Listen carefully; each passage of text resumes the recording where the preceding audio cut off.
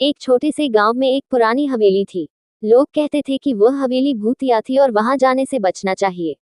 एक रात एक लड़का उस हवेली में गया। उसने सुना था कि हवेली में एक खजाना छुपा हुआ था और वह उसे ढूंढना चाहता था।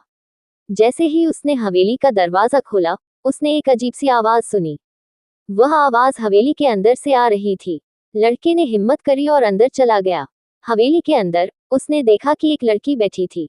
वह बहुत ही सुंदर थी, लेकिन उसकी आंखें बहुत ही डरावनी थीं।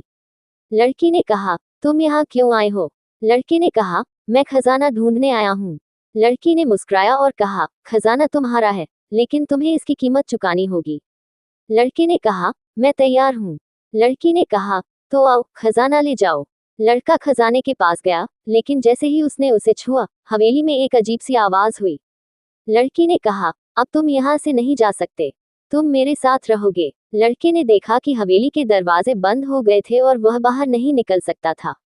वह फंस गया था। सुबह गांव वालों ने देखा कि लड़का हवेली से बाहर नहीं निकला।